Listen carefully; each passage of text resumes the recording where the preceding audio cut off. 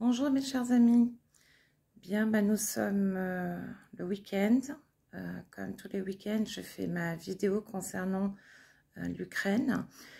Que dire de cette semaine qui a été riche en événements, en espoir, je dirais que voilà, lorsqu'on est un peu réaliste, on savait très bien ce qui allait se passer en Turquie et en espoir, en revanche, peut-être du côté du Vatican. Alors, la Turquie, là où il y a au moins une chose positive, c'est que 1000 soldats ukrainiens seront échangés contre 1000 soldats russes. Donc ça, au moins, c'est une chose positive et il faut savoir mettre aussi en avant ce qui est positif. En revanche, cette rencontre en Turquie a été faite à la demande de Poutine. Or, il ne s'est pas déplacé. Bien évidemment, il fallait s'y attendre. Cependant, le président ukrainien Zelensky, lui, a fait le déplacement. Et en faisant le déplacement, il a montré sa volonté, effectivement, de paix et son souhait de cesser le feu. Que réclament les Russes pour la paix et un cessez-le-feu? Eh bien, c'est l'impossible. L'impossible, l'inimaginable et l'inconcevable, c'est-à-dire récupérer 4 territoires ukrainiens sur lesquels ils sont déjà, mais pas entièrement. C'est-à-dire que ça part du sud-est au sud-ouest de l'Ukraine et bien évidemment, qu'il y ait une reconnaissance également internationale que la Crimée appartient à la Russie. Donc ça, c'est juste impossible. Et le prétexte de la Russie, c'est que ces territoires font partie de la constitution russe. Or, que je sache, au départ, ces territoires sont ukrainiens et sont indiqués dans la constitution ukrainienne, l'agresseur étant la Russie.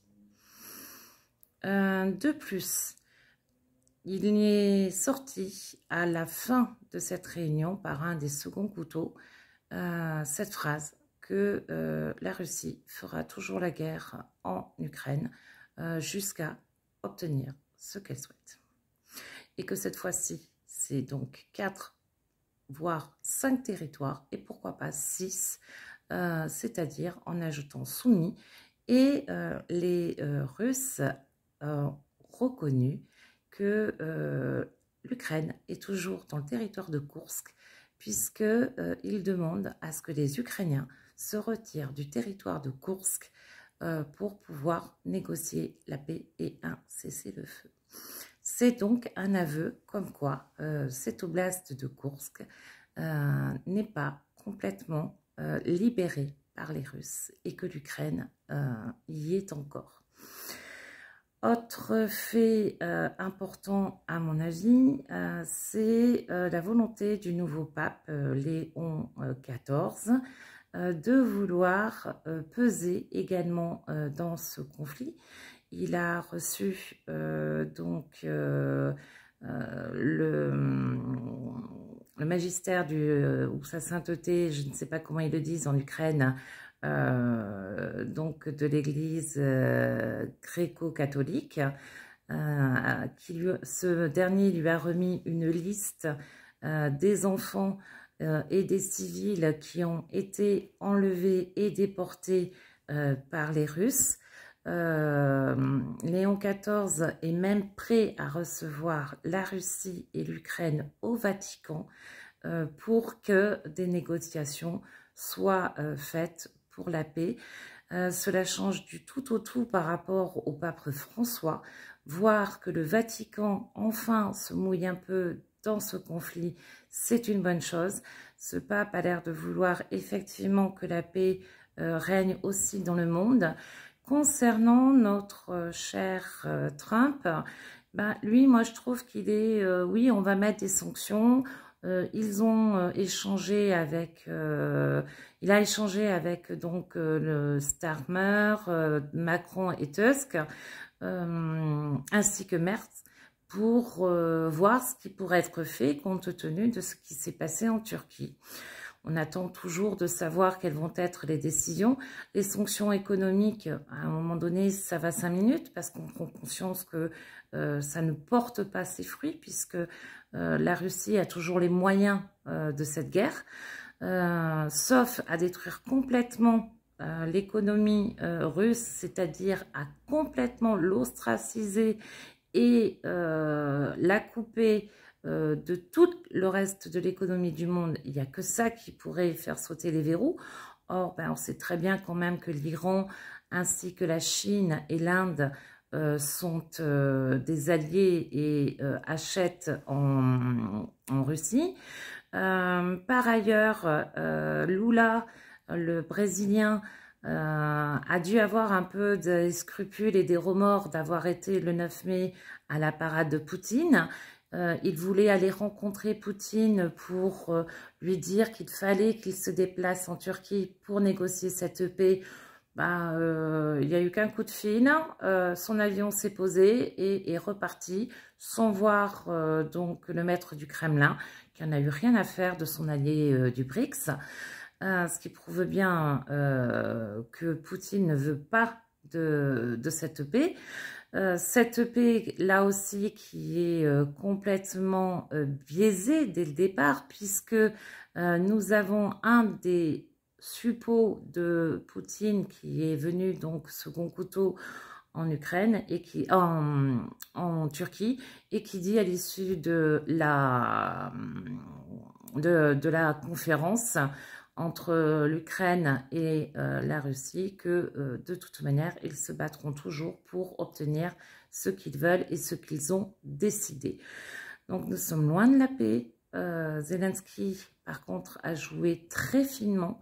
Il a prouvé qu'il était un président qui avait de la constance, qui sait également laisser de côté son ego puisqu'il s'est déplacé en Turquie, qu'il a accepté de discuter avec Poutine, chose que Poutine lui a refusée comme d'habitude.